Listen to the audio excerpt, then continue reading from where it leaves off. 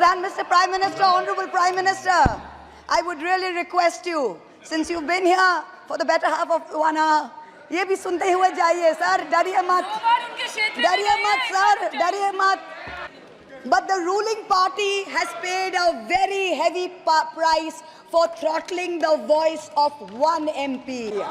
You have gone down from 303 to 240. Marshals welcoming the President of India, the Honorable President, with a Sengol in their hand. The Sengol is a symbol of the supreme authority of a monarch. It has no place in the temple of a constitutional democracy. This is not a stable government. It depends on multiple allies with a history of U-turns. Now, I have one question. Why is the word Manipur nowhere in the speech? Why do we refer to the generic Northeast? During the Lok Sabha campaign, the BJP, the ruling party, the Honorable Prime Minister mentioned many words beginning with the letter M. Musalman, Mullah, Madrasa, Mughal, Mutton, Machli, Mujra, Mangal Sutra, but not once did they mention Manipur.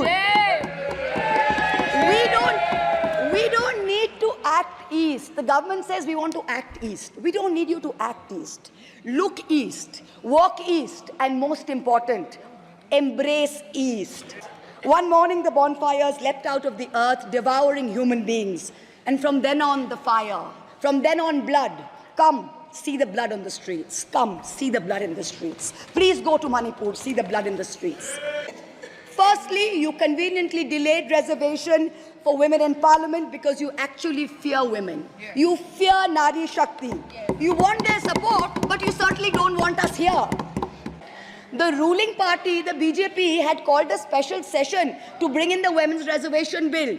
They have got a shameful 30 women MPs out of 240, only 12.5%.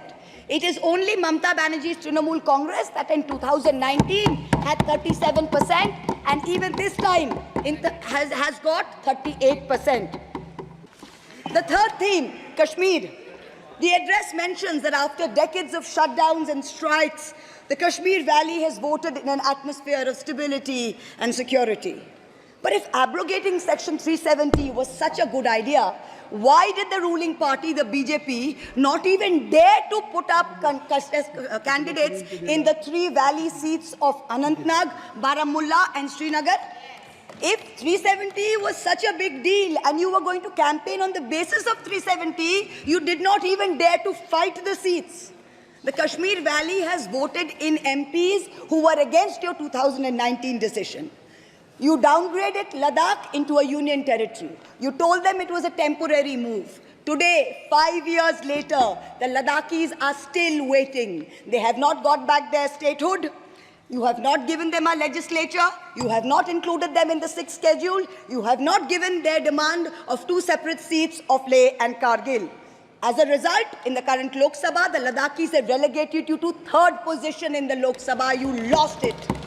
Put on record that we won in spite of the EC, not because of it. The commissioners chosen by a government-dominated panel in willful disobedience of the Supreme Court turned a deaf ear to the most egregious violations of the Model Code of Conduct by the ruling party, by the Honorable Prime Minister with his hate-filled speeches and his divisive religion-based rhetoric. This country has been ashamed and disgusted by the language used against minorities during this campaign.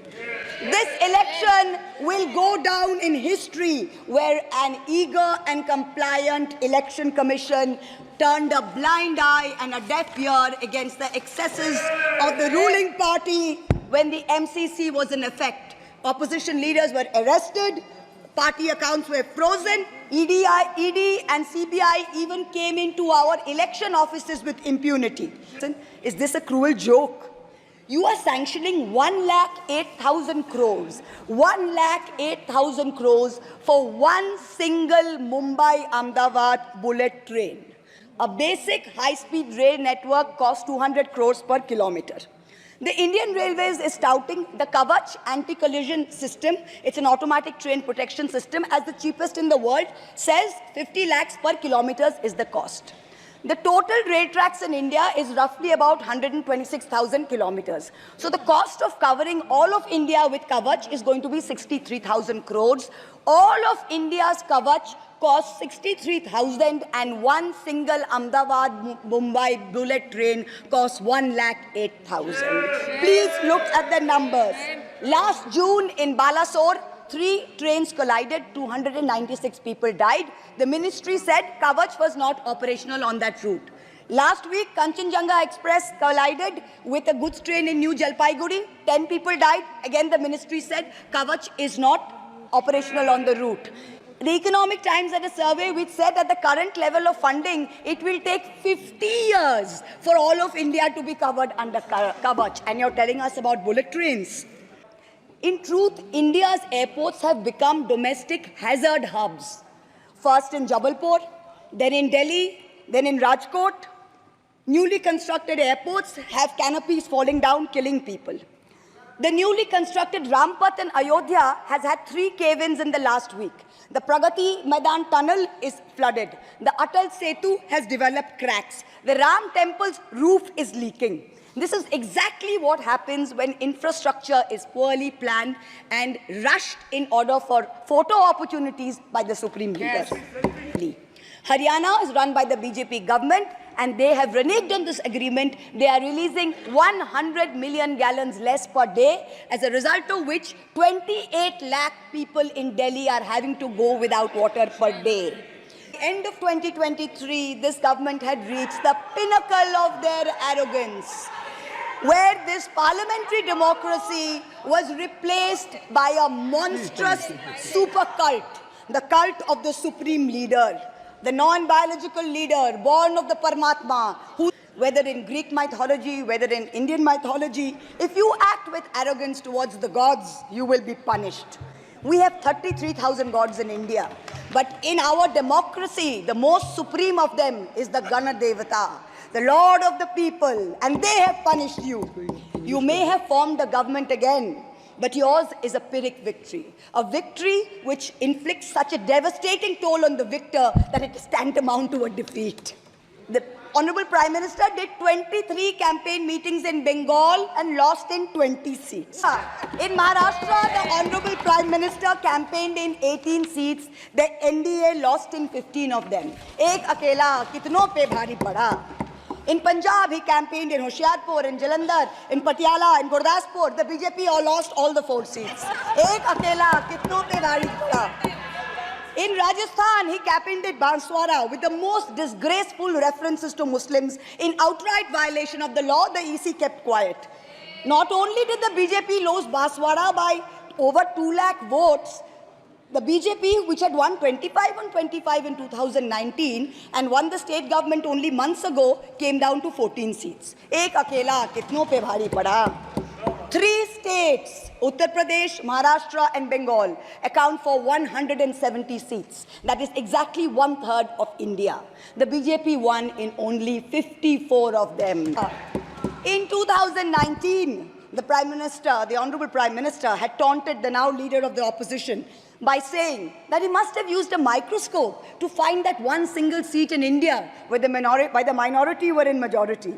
Honorable Chairperson, sir, it is so ironic that today the majority needed no microscope to turn the BJP into a minority. Jahan bhi majority hai, wahin aap hi minority ban gaye. Is it today that 20 ministers in the union cabinet are dynasts? How ironic is it that the Honorable Prime Minister has to take to social media himself to tell people that no, it is not Modi ka parivar, it is NDA, the Nitish Naidu dependent alliance.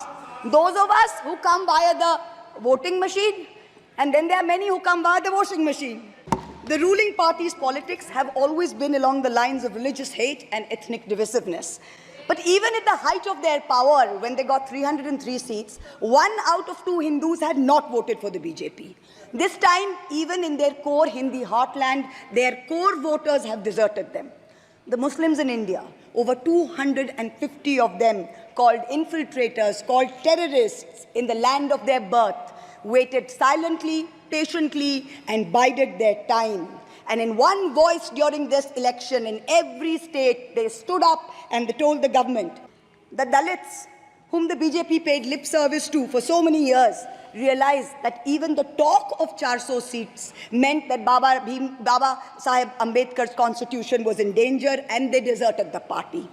The Marathas, whom the BJP coalition had tried so desperately to woo, realized that their promises were worth nothing. The BJP and its allies lost 7 out of 8 seats in Marathwad. The Jats, the careers of their youth at risk with this ill-conceived Agniveer scheme, their farming livelihoods threatened, their female wrestlers manhandled. They vented their ire at the ballot box. Ultimately, it was the BJP's policies of exclusion, not inclusion. You wanted to exclude everybody, and that was your undoing. You didn't need Muslims. You trampled on Dalits. You ignored farmers. You ignored Jats. You marginalized Kashmiris. Well, they consolidated their voice during this election pan-India, and today they don't need you. The Godi media was its own worst victim. The brown-nosing TV anchors and online trolls lied, spread fake information, amplified the government's propaganda. So-called psephologists who actually had printing contracts from the government of India were on TV 24/7 acting like the election was a done deal. There was no need for voting. The BJP had already won.